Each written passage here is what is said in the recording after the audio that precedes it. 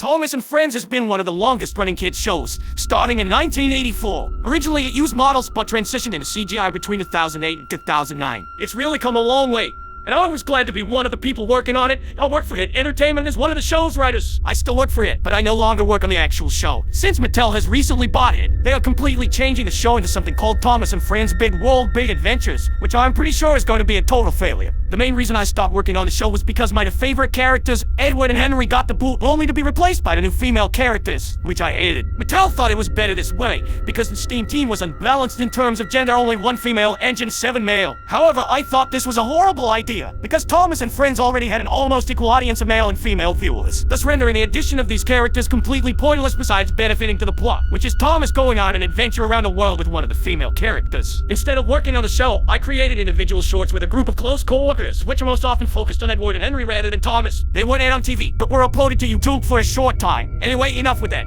It's time to get to the point of the story. It was March 5th, 2015. The adventure begins. My favorite Thomas and Friends special had just been released 2 days prior, and I was proud of myself for helping with it. That day, I was ordered to look for a certain file related to an unfinished script for an upcoming episode. While browsing through a bunch of documents about the show within a folder that contained various deleted scenes, unfinished animations, various transcripts, and prototypes, I discovered a file called Thomas and the Unfinished Bridge. Restricted. I double-clicked on it, but got a message saying that a password was needed to access this file, which I didn't know. This got me confused. I kept track of all of the Thomas and Friends episodes, both old and new, and I knew that there wasn't one called Thomas and the Unfinished Bridge. I asked my boss about this document.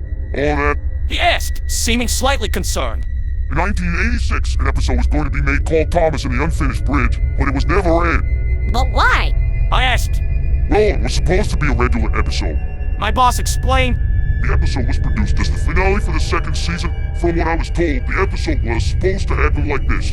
Thomas was taking a group of VIPs on a tour of soda. When his brakes began to fail, he was speeding towards an unfinished bridge, until Edward saw him and managed to stop Thomas by coupling after the coach and applying his brakes. Sort of like the episode Old Iron. Somebody working at the company made a draft of the episode and sent it to the show's main creators in a VHS tape. I think the guy's name was Eric. However, the company noticed some graphic things in the draft. They fired the person who made it and canceled the entire episode. But why? I wondered. I don't know, and I don't want to either. I've never seen this episode myself, nor do I plan to. I don't know what the password is to that file you showed me. My boss answered. And what happened to the VHS tape? I asked. I've been told that the company kept it for some time, but it was stolen by somebody, possibly by Eric himself. Nobody knows where it went. He said. This was sort of creepy. I should have ignored this Thomas and the Unfinished Bridge thing, but my curiosity often overpowered me in my life, and this was one of those occasions. When I got home that same day, I searched eBay for anything called Thomas and the Unfinished Bridge. Surprisingly enough, I actually found an old VHS tape with the name being sold by an account which had a username of a bunch of random characters, letters, and numbers specifically. I found this odd and thought maybe I should stop there, but my curiosity got the better of me again. I ordered the VHS tape. It took 8 days for the tape to arrive before it finally did on March 13th, Friday the 13th. What an odd coincidence. I connected an old VCR I had in a closet to my TV and inserted the tape into the player. What was on the tape began to play. What I saw was way too scary, dark, and depressing for a children's show. There was no title screen. Instead, the episode just started. This was understandable because apparently the tape was just a draft. It started off normally enough with a shot of Thomas chugging through a forest happily, carrying a coach full of passengers behind him. There were the things that were slightly odd though. First off, there was no narration, even though there's narration in practically every other episode of the show. And second, instead of pulling any inclarable like he usually does while transporting passengers, Thomas was pulling a coach that resembled the red coach Spencer would pull from season 7. The episode then showed Thomas approaching a station, presumably the one where he would drop off the special passengers. He tried to apply his brakes, and they failed. That's exactly what my boss said was supposed to happen. Thomas went straight through the station, unable to stop, as the people on the station gave confused looks. The classic runaway theme used in the show during situations similar to these started playing. Next, there was a shot of the front of Thomas. There was a scared expression on his face. Then a shot from behind Thomas appeared. It showed him passing a danger sign, the same one used in the episodes Down the Mine and Percy Takes the Plunge. This episode was already slightly intense for children, but it didn't seem too bad yet. Then there was a shot of the passengers inside the coach. They were all screaming in terror, and their screams seemed realistic as well, as if it was an actual recording of people screaming within a large room. Later, a wide shot showed Thomas passing a sighting where Edward was resting. Edward noticed what was happening and sped onto the track going towards Thomas. Soon, he got to the coach. However, there was no one to couple Edward up to it. This was a serious problem. There was another shot of the inside of the coach with more realistic screams. There was an extremely wide shot showing Thomas getting dangerously close to the unfinished bridge.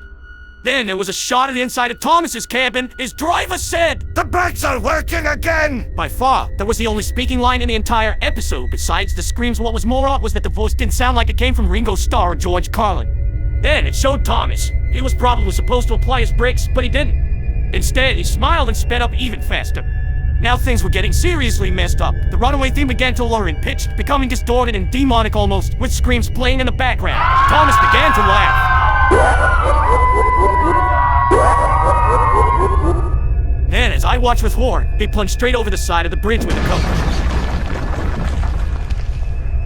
A side would break behind him, barely avoiding the end of the bridge. Thomas's driver and fireman was shown to have jumped clear before he went overboard. Thomas and the coach landed on a bunch of rocks, getting battered before falling into a stream. There was one more shot of the inside of the coach, now half submerged in water. Dead bodies were floating from within the coach.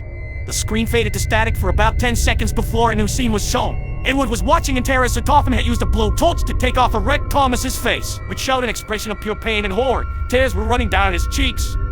Then Sir Toffin had took off his face, which immediately became lifeless. You deserve this and much more! Sir Toffin had said angrily.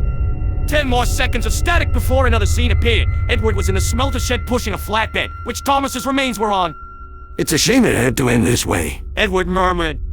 I watched as the claw came down and grabbed him. It pulled him upward and dropped Thomas's mangled remains into the huge pool of molten metal. He melted in the pool. On screen, his face melted last, which was horrifying enough, but even worse was that just before his face melted, it could be seen that he had an expression of happiness. Then, the episode faded to static for good. I took the VHS tape out of the VCR and stored it in the attic of my home. Nobody would ever see this horrific excuse for an episode again. Later, I noticed that the username of the Amazon account which sold me the tape wasn't just random letters and numbers. There was something encoded in base 64, an encoding scheme that converted words into random letters, numbers, and sometimes other character. After running the username through a base 64 decoder, it came out as a URL for a website. When I visited the website, it was just a couple of sentences written on a blank page. But those sentences scared me. Children need to know what really happens in the world. I'll make sure it's not hidden from them.